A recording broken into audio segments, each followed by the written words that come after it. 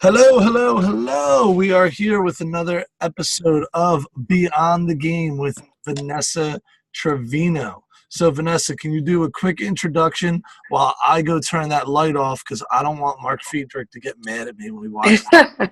So, tell us a little bit about yourself, please.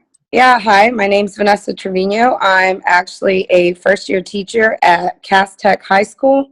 It's a brand new high school here in San Antonio, Texas. We're actually a technology and entrepreneurship school. So this is our first year. With that being said, we only have freshmen this year. So every year we'll build until we get 9th through 12th in our school. Very, very cool. So, first year teacher, really exciting. Now, can I ask you real quick? And I know I don't want to go too in depth in your background. What made you get on social media so quickly? First year at a school, you're ready posting things. That takes a lot of guts to put something out there for the world to see. How'd you do that in the first year? You know, honestly, it's the things that scare people the most that kind of stray them away from it. Social media is really big in today's world. I believe in networking. Being that we're a public charter school, we have a lot of partners that are invested in us and our vision. So I just want to get us out there. I want to make a difference with the physical education world. So I know that the best way to get through that would be through social media. Cool. That's really, really exciting because a lot of times we, try to pull people in. They don't see the value. And yet first year, all right. So I saw this tweet. I immediately intrigued, not something you see a lot. So let's play it. It's a really short clip. Can you walk us through and tell me what's going on here? So right here, we are actually doing our fitness unit. We have a weight room that was donated by one of our universities here in Texas, the University of Texas, San Antonio. So right here specifically, it's my boys actually. I believe in letting them kind of be creative with their fitness program. I believe in when they have a say in it, that they're going to be more likely to be engaged, and also just letting them go through that creativity process. So here we have some of our boys that were working on their squats, but then they were also working on our balance. So when they kind of looked around the room to see what they had, they asked me immediately if they could give this a try. So of course, there's always that risk of safety, but given that I trust them and that I'm there to supervise, it ended up being a really great activity, and a lot of kids were more engaged. So a lot more of the creativity process came out with them creating their actual fitness programs and changing it up. We like to say we're not basic PE. So that definitely is not something basic that you see in a lot of PE classes. So tell me, walk me through it. Let's first go with what standard is this attached to? Where are we working from that way if we're going to go backwards? So we have TEKs here in Texas. So, of course, those are basically the things we have to cover, kind of like our standard goals. So in this one, specifically for this lesson plan, we were going over establishing the difference between physical fitness and health and how they correlate together. A lot of them are demonstrating skill-related components with physical fitness, such as their agility, balance, coordination, power. So in that, they are actually learning to write their own, I guess you can say, workout programs. Okay. So this would go in this particular class is our foundations of personal fitness. So this is part of what they're building in. How did you get to the squat aspect of that then? The squat aspect, well, a lot of it was the kids. I don't know if you're familiar with Fortnite. They've been playing a lot of Fortnite. Oh, yeah. That's another video game that's taken over the world. Exactly. So they've kind of been, in some, I guess, unique way, mocking it throughout the school. They've kind of come up with their own little games, and they've been talking about how they're going to be squatting. And it was just a random conversation. I really build relationships with my kids. So they started coming up with, what kind of unique squat can we make out of it? So honestly, this was just the kids talking. This was them asking if they could make a squat workout particularly. So I said, okay, well, of course, do something that's not basic. Tell me what muscles we're working. Tell me the purpose of this, because everything we do, like we say, our PE program is purposeful PE. So this is how they honestly were inspired by Fortnite and the squatting aspect of it. So they came up with squat workouts. All right, so that is a perfect segue into assessment. So we have this conversation. There's it's a shooting game. That's all I really know. I know you could do like there's rooms of 100. You could be on teams of 3, or you could be Right. by yourself. My kids talk about it in our circle, so I definitely know that it's there. And I'm guessing because of that, there's a way that they're squatting or walking in a squat position around. Oh, So, yes. so how did you assess the activity? The way we assess this one particularly, the kids, they have iPads. Like I said, we're a technology school. So they took their iPads and they actually would record, whether it was a team or a single person doing whatever the movement was or their workout.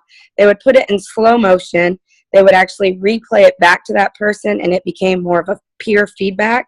So then after that, they would capture it, they save it, and they send it to me on Google Classroom.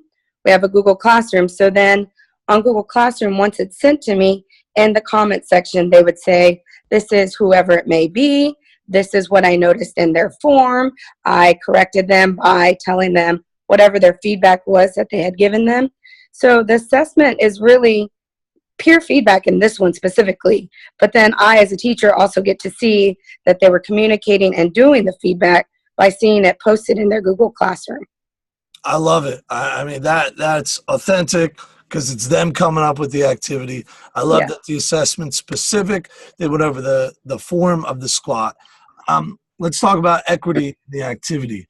What would happen if someone had a physical disability? Was everyone able to do it? How did you level out if someone may have had a challenge, or on the other spectrum, if they could do squats flawlessly?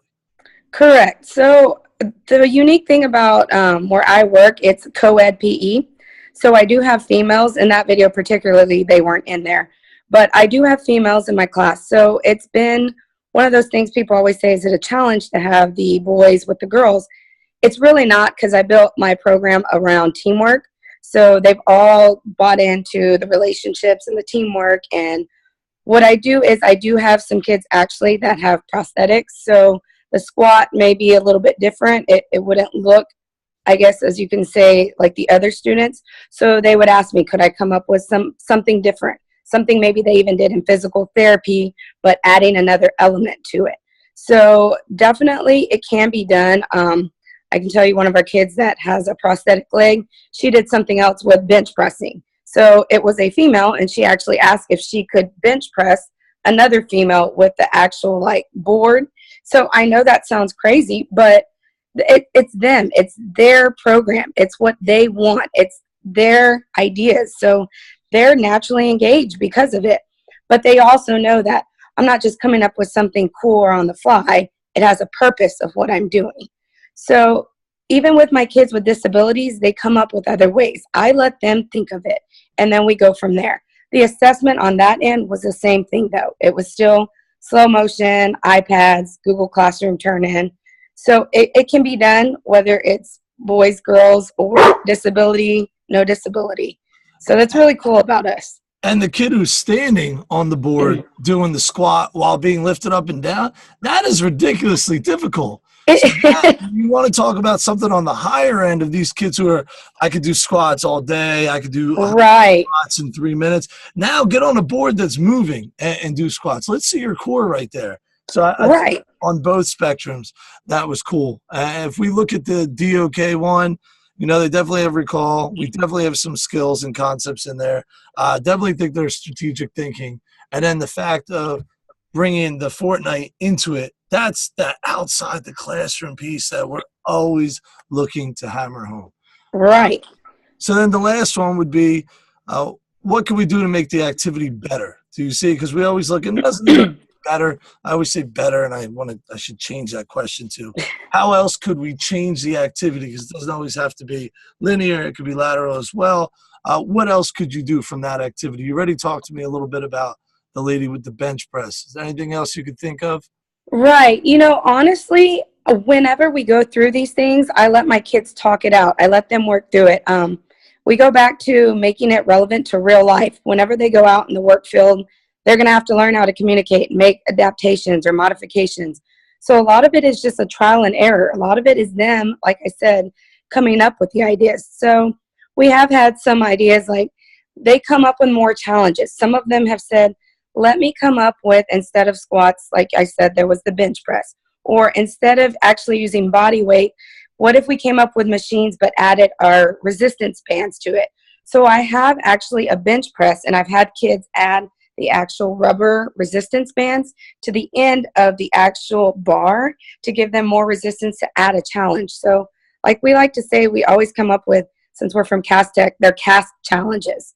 So these kids, they modify accordingly. They also get to know each other individually, so they know how to push each other enough to get the most out of each other, but not too much to, get to that point where it's going to make that child feel like, there's no way, I'm not that athlete, or I am that athlete. So we like to say we're not building athletes, we're building better humans. Like I said, it's about the whole social aspect and also lifelong learning. So that's what we do with our program. So really, like I said, the modifications are just based upon things that they come up with on their own, whatever they see, and that's around them. I like that the best, because I can think of certain things I would find interesting. And whenever I do any games or activities, my last levels are always put on the student. What can we do to change this to make it better? And then we vote on it, or they go and do it on their own, or in pairs or small groups or whatever.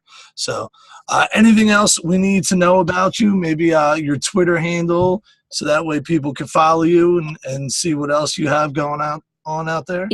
Right. My Twitter handle is at Coach Trevino, Trevino 9. And also my program, our physical education program, we have our own Instagram account. So you can follow us on Instagram as well, and that is at CAST, C-A-S-T, Phys Ed.